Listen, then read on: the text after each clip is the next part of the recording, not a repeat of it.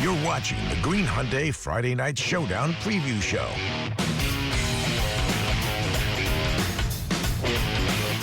Good evening, everyone, and welcome to the Green Hyundai Friday Night Showdown preview show. For the next half hour, we will preview all the big games tonight and tonight's SEFCU Friday Night Showdown Game of the Week. Joining us now live from our Game of the Week is Paul Wapple and Adam Anderson, back on the call here in Week 2. Now, guys, this is an early Game of the Year candidate. Rochester and Mount Zion, two high-powered squads. What are we looking at initially in this one? Yeah, I think we're looking at a lot of firepower. Two great offensive teams. This is going to be incredible. This is the game that everybody in the state's looking forward to tonight. Ranked number 2, Rochester in 4A, and number 3 in 4A is Mount Zion. Yeah, you know, we just talked great moments are born from great opportunities. Everybody who loves the movie Miracle, like I do, will notice that. This is a great opportunity for both teams tonight to really send a message throughout the state that 4A South is going to go through one of these schools. I firmly believe that. Both teams had impressive wins last week. Rochester beat a Gibson Southern team from Indiana handily.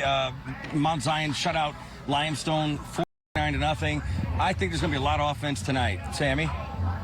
Thanks, guys. Now it's time to meet our home team. That's the Mount Zion Braves.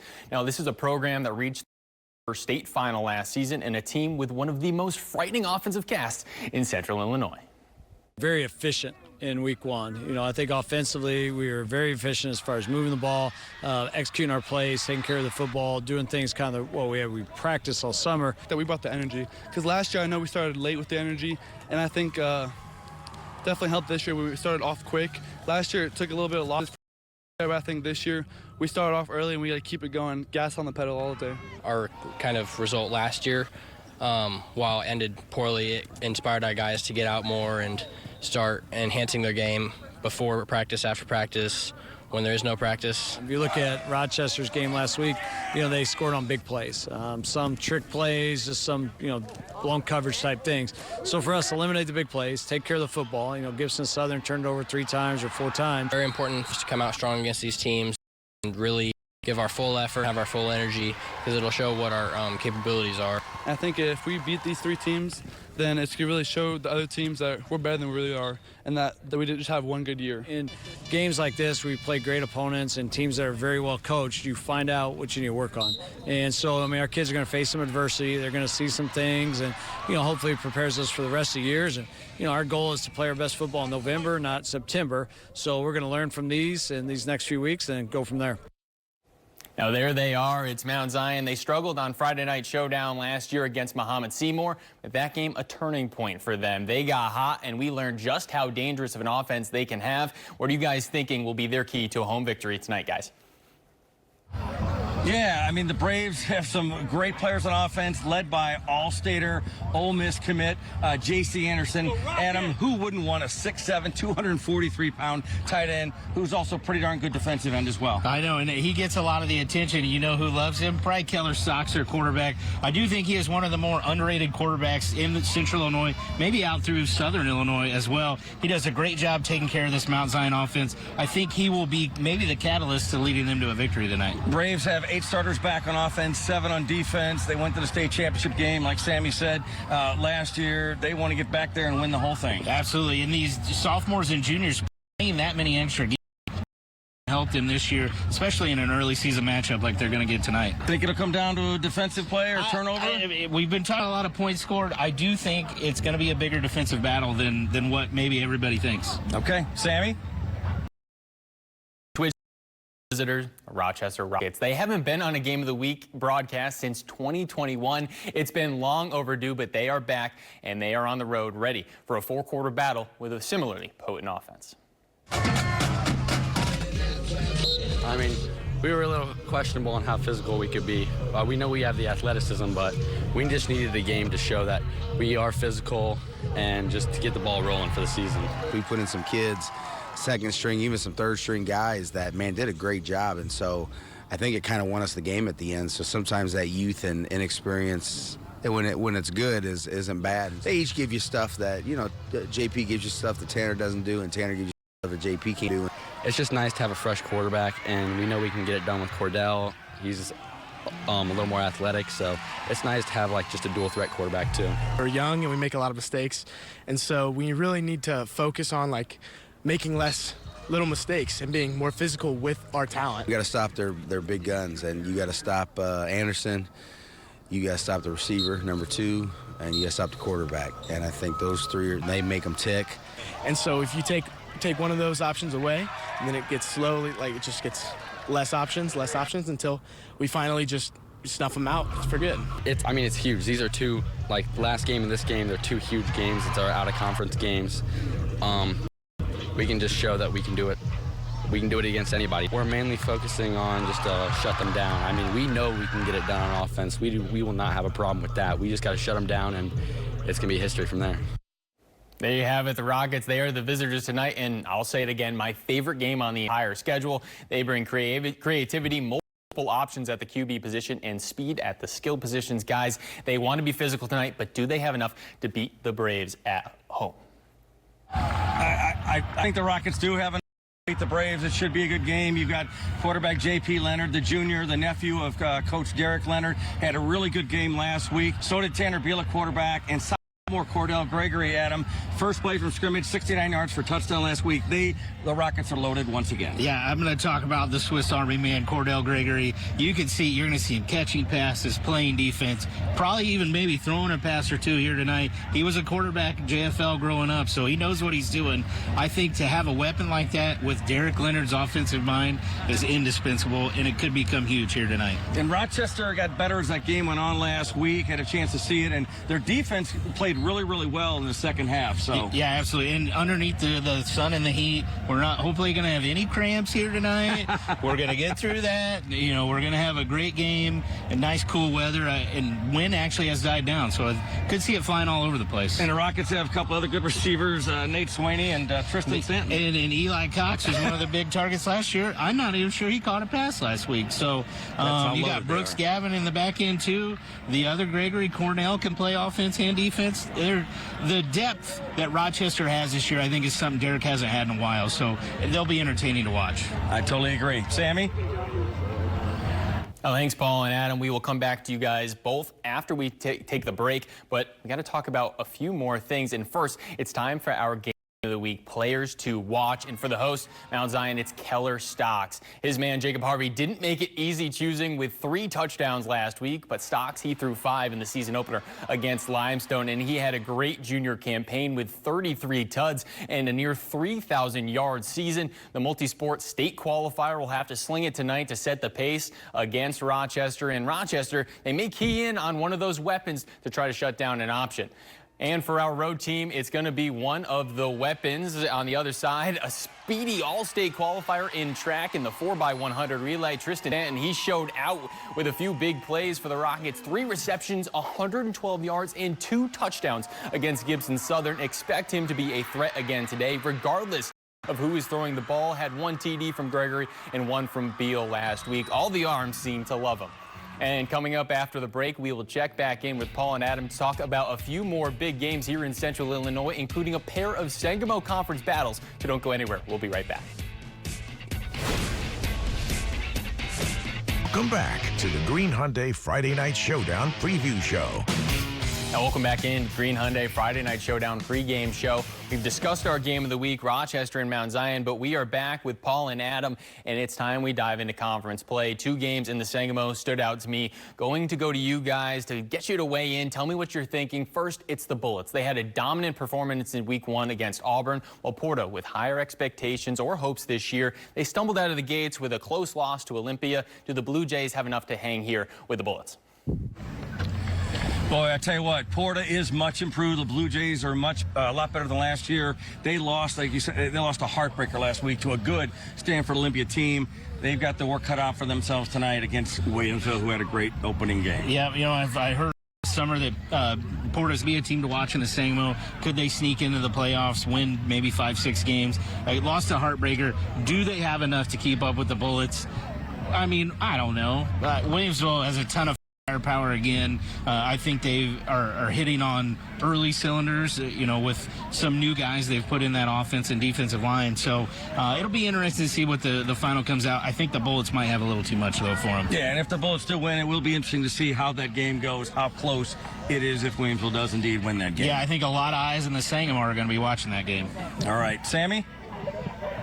Yeah, that one's sure to be interesting. And the other game in conference is Maroa Forsyth, also starting their season with a comfortable home win. They're back on Walter Boyd Field against Pleasant Plains, who, as we know, started with a W against New Berlin on Friday Night Showdown. Guys, is this just a simple Maroa is going to win the game, or did Plains do something last week and they got a puncher's chance? I think the Cardinals showed us something last week on Friday Night Showdown, no doubt. Came back. Pleasant Plains had a rough year ago. They got some confidence after that win. They obviously have a tough challenge ahead against the Trojans tonight. No, but it was a heck of a such a rough Pleasant Plains coming out and getting that victory in week 1 could help them. Again, do they have enough to stick up with Maroa? I think the Trojans are going to be one of the last teams playing on Thanksgiving weekend as an early prediction, I guess, if you want to hold me to it. I think Plains is going to be in an uphill battle, but you know, it'll be interesting to see what that final score is. Can they hang in there with Maroa for a while? Yeah, I think Pleasant Plains has to play an almost perfect game tonight, which maybe they can, and even then, do they still win? They've got the work cut out for themselves, but, you know, anything can happen. Week 2, we'll see. Yeah, if it were at Plains, I might maybe lean a little bit to that game being closer, but them having to take the trip over to Maroa, that's not an easy place to play. But, you know, it'd be interesting to see what the outcome is. Sure will. All right, Sammy, back to you. Thanks, Paul, and thank you, Adam. Everyone can catch that duo again for game time in just over 15 minutes. But now we head out east to talk with Carson Cordy. He's got 3 games to break down. Now, Carson, what games are we going to look at? What can we out by Champaign? It's week 2 of the high school football season, and very soon we're going to be treated to one of the best rivalries in Central Illinois. Monticello hosting Unity. I mean, they've been a top rival for as long as I can remember, since I was a kid coming to the games watching. It's a rematch of last year's 3A semifinal. Unity's last second and successful Hail Mary touchdown called off because of a legal man downfield penalty. A heartbreaking finish that sent the Sages to the state championship instead. We felt that. We know what happened, and even though it's always there, it kind of just motivates us to push for what we're gonna do this season. And we gotta know that that's behind us, and what's in front of us is definitely something to prove. The Rockets are loaded this year. Bring back most starters. This includes their dynamic wide receiver, Cherry Hogard, and Central Missouri quarterback commit, Dane Eisenmenger. Players think the program can win their first ever state title this year. And for the Sages, they did lose their young and seniors this offseason, but so far so good in week 1. Quarterback Nolan Benniker, he's got a really strong arm and looks to elevate the Sages' passing attack after a low-scoring 21-6 win in week 1. It's just a little different. We have a lot of good running backs this year. We have plenty. We are running the ball a lot more, but Nolan throws pretty good, pretty far, and I think the throwing game is definitely there as well. Another big game, of course, is Champaign Centennial taking on Champaign Central. Crosstown battle. Both programs lost their first game of the year and really cannot afford a second one this early if they want to contend for a good spot. Centennial, they lost a lot of seniors last year, including their quarterback, Kellen Davis. They hope the offense after a disappointing shutout in week 1. And Central's offense is not the issue. They scored 41 points in their week 1 matchup against Springfield. The issue is that they gave up 51 to the Senators. Central's offense is led by your quarterback, the dual threat quarterback. And running back, Zaire Baker, explosive one-yard back, who transferred from Centennial for this season. To highlight, Loda taking on St. Joseph Ogden.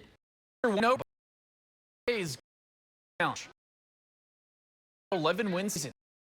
Turn their quarterback Cody McKinney and have won the best offensive lineman in the 4-star junior who already offers from Illinois, Notre Dame, Ohio State, Penn State, and Florida.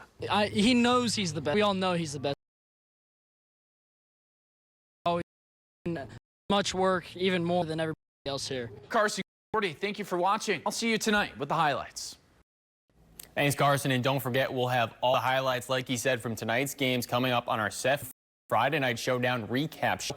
Recap show off at 10:15 over on News Channel 20, and I'll be breaking down the action from the gridiron. Again, that's tonight at 10:15. Back in with the rest of our Friday Night Showdown team, including a weather update from our very own Darren Leeds.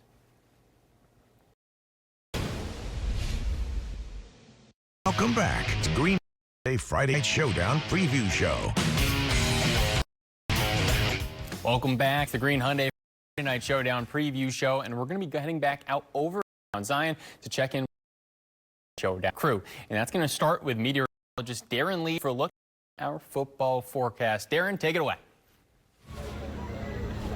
And Sammy, this is pretty typical fall football weather that you kind of want to experience rather than the warm we kind of dealt with out there last week. But things have been much cooler as of recently. It's more like early October than start of September, just based on our temperatures. And just over about the last 15 minutes or so, we've already seen our temperatures drop about 2 to 3 degrees. Right now, we're sitting at 61 here in Mount Zion. People definitely came chillier conditions back in and some, and the winds have definitely should help out.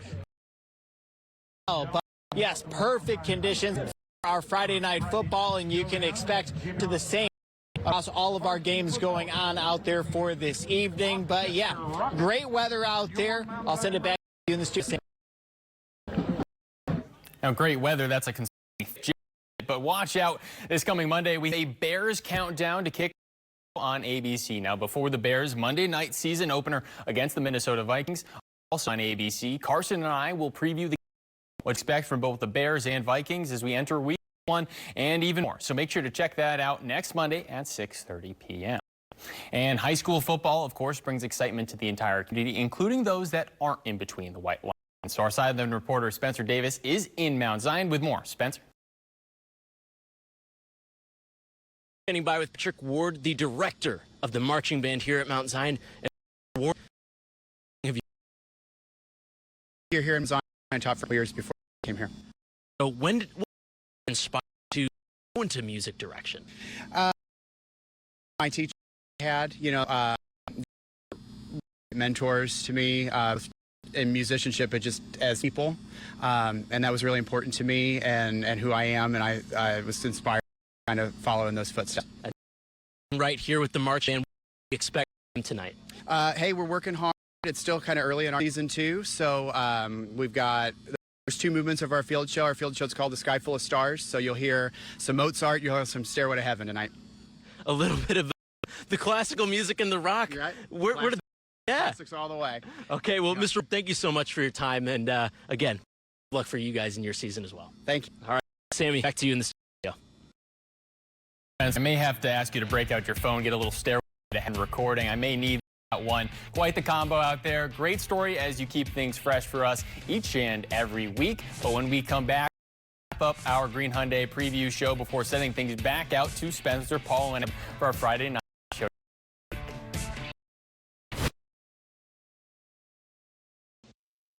Welcome back to the Green Hyundai Friday Night Showdown preview show.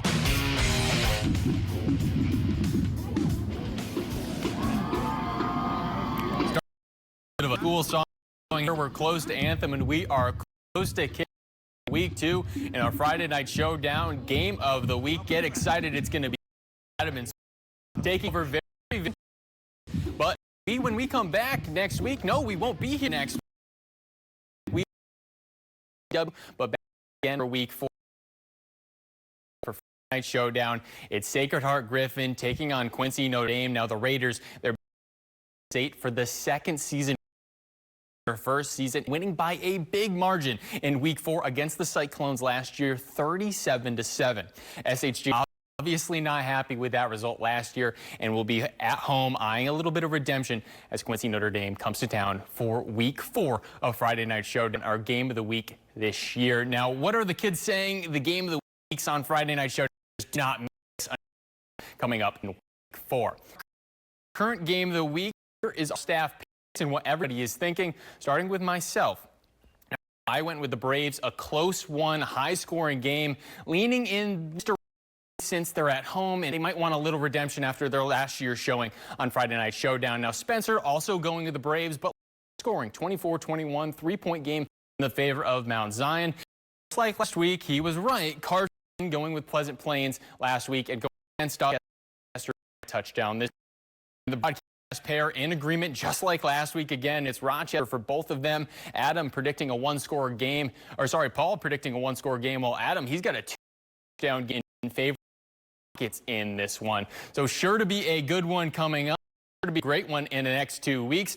But that's going to do it for us here in studio. I'm Sammy St. Jean. Thank you all for watching, and make sure to catch our recap show coming up at 10:50 tonight for all of the highlights and all of the action.